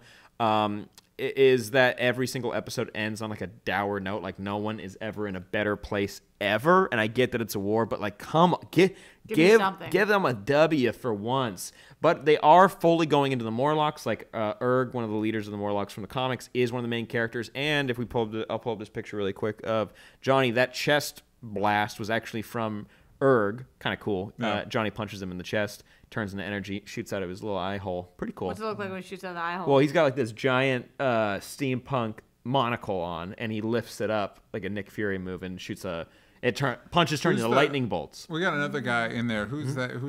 Hold on, let's see. Who's this guy? Oh, this is actually fun. So the Inner Circle is your more extremist version of the Mutant Underground. Yeah. And they just broke 3, or actually there were these mutant suppressive collars that a lot of people, any mutants caught, had it on. Yeah. But the Inner Circle was able to turn off all of them permanently. Like they're all off, and anyone mutant that was in jail escaped. So they grounded up 3 of them that work in like tandem. So this guy is one of 3 mutants that like basically one of them can like launch anything in the air. The other one like immediately lights it on fire, and the other guy makes it explode. Like I don't know how they figured out this exact combo works, but every time they do it, I'm like, it's actually kind of cool. Like I actually like it's like because it's always just like they're like best friends then. But it's like when you see like the Teenage Mutant Ninja Turtles like work together because all of a sudden it's just like dun dun dun. It's like their finishing move in Injustice. You know, it's like they just keep getting hit with size and stuff. When they do it, it's like it just click click click, and to make something explode, this guy just does a big clap, and it's like shit. That's actually kind of cool.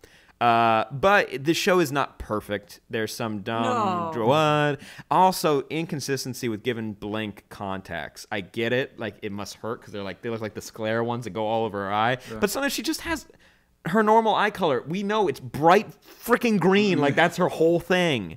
It didn't go anywhere. It's just inconsistencies, and that's stupid. But overall, I'd give this episode Home a 7 out of 10 because I still think I think the show's enjoyable, and I think it's doing enough service for fans of X-Men that are okay with like the CW level shows. Yeah. I think the CW shows do a better job setting up everything so that when we get into the dumb stuff, we're like we know how good this show can be. Yeah. So I do want to read a quick review. Please do. While you bring that up, I've got a question for you. Yeah. Since Fox all the Fox stuff is going over to Disney, most likely once they settle that deal, and of course this show is probably going to be incorporated into the MCU.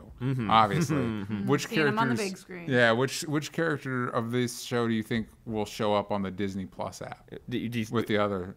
Wait. Which of these characters do you most want to see in the MCU from the show The Gifted on Fox? Johnny Understick? Blink. Fair enough. Blink. Yeah. I also like Jamie Chung. Yeah, fair enough. Big crush on her. She played Mulan in that Once Upon a Time show. She was on The Real World. She was on The Real World? Back in the day. Like way back when? Yeah, that's how she got her start. Good for her. I'm pretty positive. I will look that up later. I'll look it up later. That's interesting. No reviews. So yeah, I'll give it a 7 out of 10. Cool. But I want to move on, if you'll indulge me. Yes, I will. To Young Justice on the DC Universe app. Now, gang, we did our review of the previous episodes, last week's, and it's up on our YouTube channel right now. Those are episodes 4 through 6. Yes. So you can go listen to that. Empire We are Strikes going Back. There you go. And we're going to be talking about episodes 7 through 9. But that's your Force Awakens. That's your Last Jedi. And that's But this is going to be spoiler free. There you go. Yeah, we're going because this episode's drop tomorrow. Yes, we don't want to get a little slap on the wrist from DC Universe. We wouldn't like that. Yeah, we like the relationship we have with them. I'm going to spoil them. Go for it. Okay. Well, first what happens is Name 3 main characters.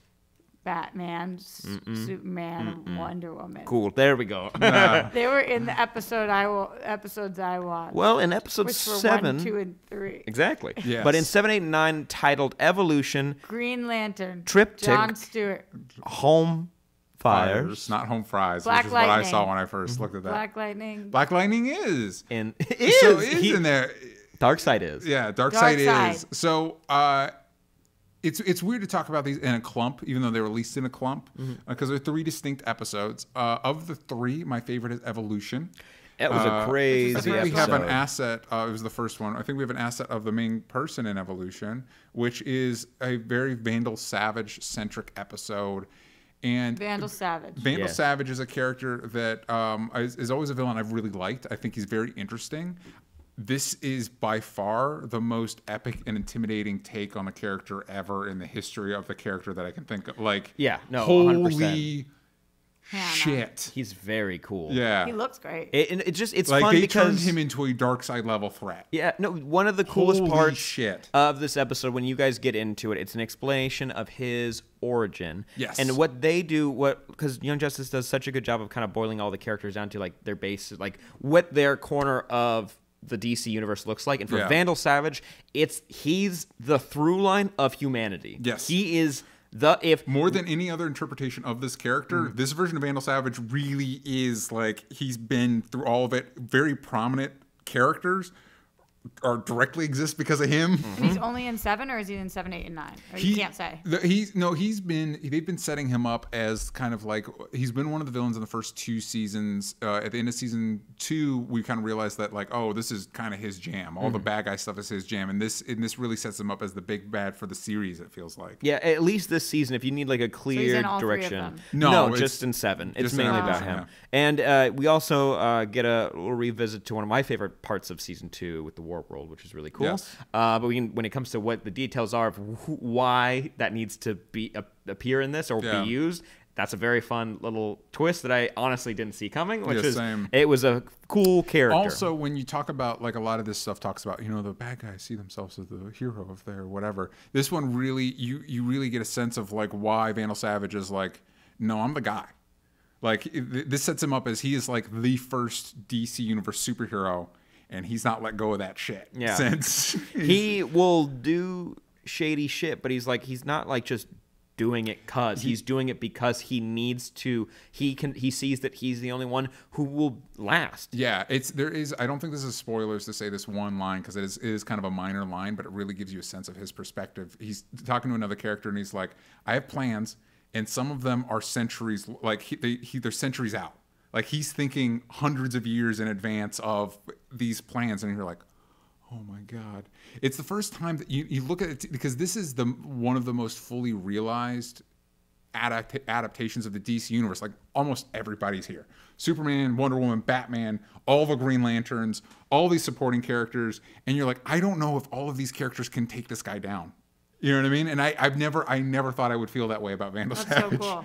And he has a tie back to a lot more in this universe when you start figuring out what he's established and who he is directly responsible for the creation of, like you said. And you get to learn more about his children and what that means because he's been around for so long. He's gotten around. Am I right? Which makes sense. And that was a really cool episode. Do you want to move forward? Let's give a quick rating. I'd give it a nice 9.5 out of 10. It was very solid. Yeah, I would give it a 9. I think the only ding I would give it is that some of the flashbacks. You can see where they do the classic like anime where it's like still images and it's like this doesn't have the budget it used to. Yeah, which is a bummer. And it's so surprising with all the shows this app keeps cranking out, even though this is the best thing they've had so far. You know what? This transitions us into the next episode because the next episode is Triptych, which jumps around more than our past episodes. Most episodes kind of focus on a spot. This one hits a few. This and Titans, they have names, Titans and Young Justice, but I feel like each of them could have just been called DC Universe, and they would have been just as accurate. In this episode, we're seeing, and I don't disagree with you. Yeah. I agree. In this episode, we're finally figuring out, like, with Batman leaving the Justice League with a huge at the beginning of the swath season. of people. Yeah. And where a couple of our other teams are set up throughout the DC universe, we kind of get to check in with all of them and see, because they all want the same thing. Yeah. But what are they doing? Like, honestly, like what was Batman's gambit with, like, leaving like that? Like, And I like it. I like the reveal there because it's tough, because a lot of people like to make Batman an asshole, and I don't find that very entertaining.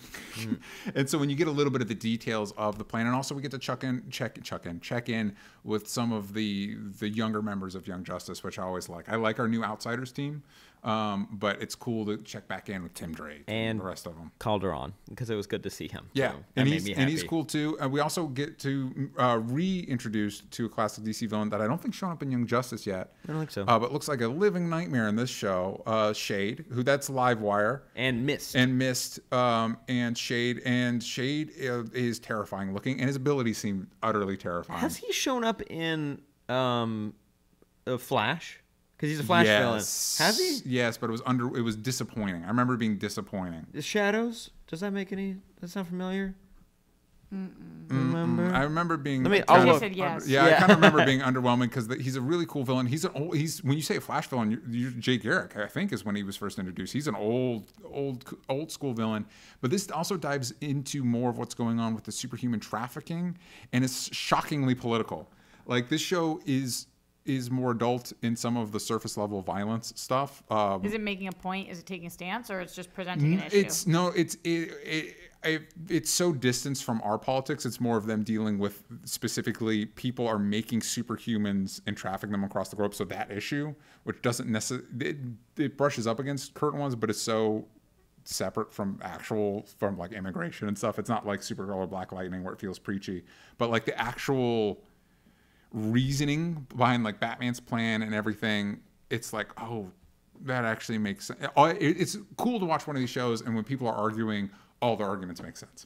Season 3 is when we had the Shade episode. Don't remember a lick of it. Which is a bummer because he's a cool villain. You should remember. In this one, he describes the way some of his ability is manipulating shadows, and sometimes they can be portals to other places. I don't remember that at all. Exactly, right? Nothing. It's Savitar season. There's a picture of Savitar in the episode. I'm like, I have no idea what this is. Yeah. But in this, he describes it as like a hunger, and I'm like, yeah. Oh, and then when he has gross. He has to absorb a big thing that he really struggles, and he's like, what does he say? That was hard to swallow. Yeah. And when you describe, he's absorbing things, and somebody makes a joke off it. It's a pretty good joke, but just the idea that when he absorbs these things, it's like eating them makes it significantly scarier. Yeah. He absorbs a person at one point, and he's like, no, I'm not letting him go, and it's like, what does that mean? What are the implications of that? When they come out, they are coughing, and I'm like, but you should have been in nowhere. You should have been in nothing. What does that mean? What does that? But you get to see the team in action, and you in this episode is when you get the costumes for our Outsiders, which is cool. Yes. Also, I don't know. Do we have a picture of the team in there? I'm glad we don't have what I want to reference. I just saw Wonder Woman. She was in this episode. That is not Wonder Woman. Actually. Oh no, that's a different villain. What was it? That is Queen Lee. I like that they brought back as a '90s kid. I see things well though. You see things well. I literally look at just the top of her head really quick. Wonder Woman. As a kid that grew up in the '90s, I like that with Geoforce they brought back the face sock, even though I don't know how it works. Now as an adult, I'm like, how does it hold on? How do you get it on?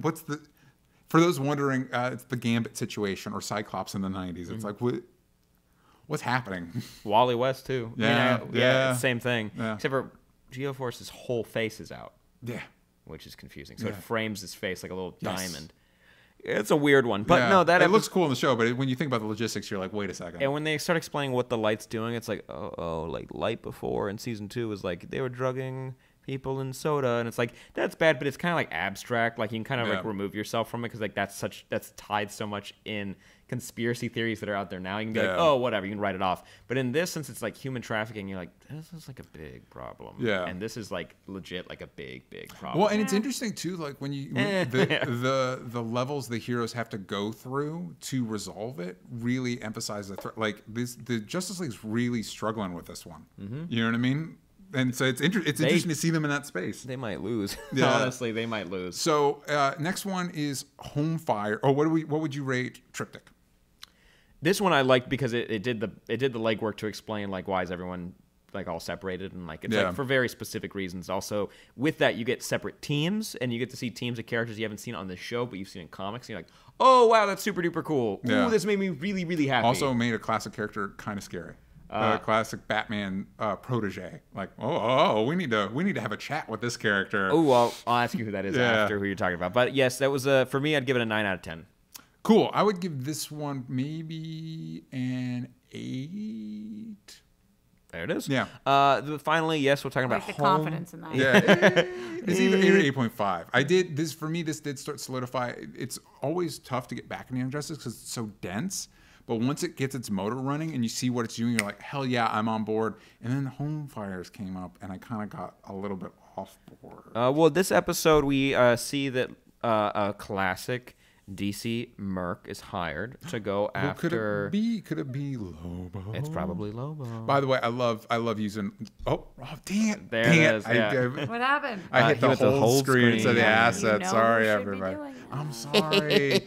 I love the way they use Lobo in this episode, and I like Lobo as not even antagonist is too hard a word, but just like a foil for the other characters because he's so outlandish. I don't need like a Lobo show. I just love the way other characters have to react to Lobo. Mm-hmm. He also is a villain. Like overall, he's a bad person, and this show doesn't like shy away from that. It's just like, he's a bad guy. You can like him. Yeah. He's a bad guy. He does a bad thing in this episode. He does a very bad thing. Yeah. And like but it's only okay because of who the character is. But you know what? I really like Bug, Halo, and Geoforce all together. You get this shot of Bug with Nightwing and Connor. These last 2 episodes, Bug has so many good jokes about him. It's not him not understanding things. It's him thinking he understands things. Yeah. It's a really good bit. Because he hears someone introduce themselves, and they mess up. But they did it confidently, so he was like, okay. So he says it the wrong way for everybody. He's like, and then someone else says it short. He's like, no, you're supposed to say it this way. Yeah, he's like, you're doing it wrong. It's a really funny bit. I like Bug a lot. And his extra arms are super cool in combat, even though he's gross. Gotta watch the extra arms. Yeah,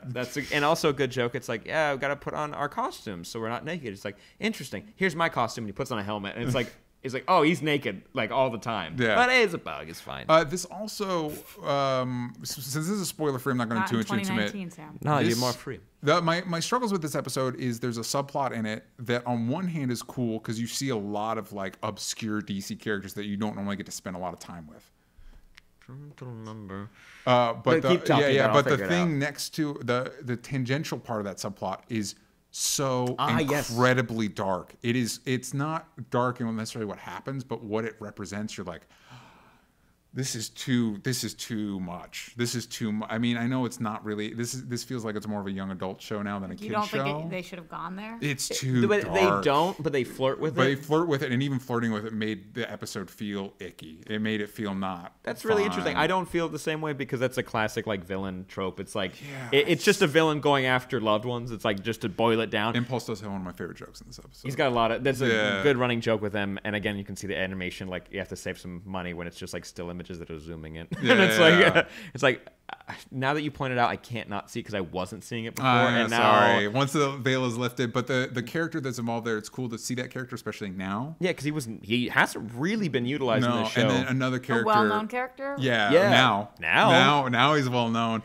And then the character that confronts him, it was cool to see on this show as well. But no, I think this. I mean, it's a classic like trope of bad guy trying to get to the good guys through the loved ones. It's dark because of who they're talking about, but this is, and maybe because the show we know is like darker now, but it doesn't bug me because it's one scene that's exceptionally violent. We've seen this trope used like 9 million different times. Yeah, I guess for some reason it felt closer to home and it felt more real in a very uncomfortable way for me. Also, there's a significant chunk of this episode that's just characters watching characters talk to each other on TV, and it's like, ooh, this is boring. This is boring. It's just straight exposition. I did like that you are introduced to a classic DC character, and as soon as you see how they're connected to the show, I was like, oh, I kind of see where this season could be going. If we're talking about the same character. Oh yeah, very excited. Oh yeah, definitely. Very excited to see this show takes on those characters. Mm-hmm.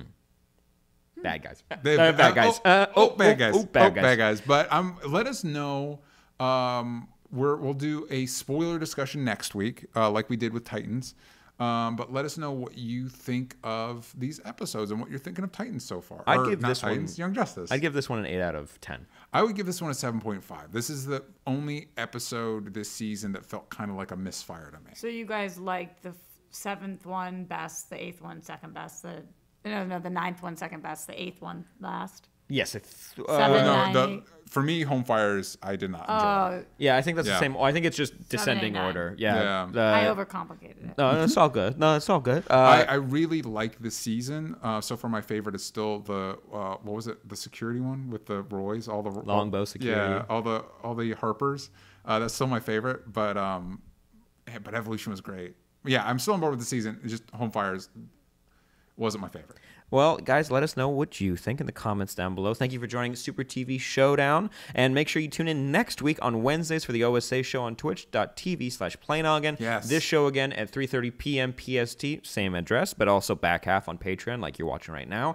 And on Sundays, we do PlayNoggin Game Night, twitch.tv/PlayNoggin at 4:30. Trying to get that earlier. Yeah, please tune into that. Roxy, real quick, before we wrap up, based on our descriptions, what would you rate these episodes? Ooh, what are we feeling? 987. Yeah, about out of 10. Out of 10. The first one's 9, the second one's 8, and the last one's 7. Yeah, there you go. 987. I know that song. Very for popular. 789, 987. So, for the kids at home, where can they find you? You guys can find me everywhere at Roxy Stryer. It's also in the description of all of our videos.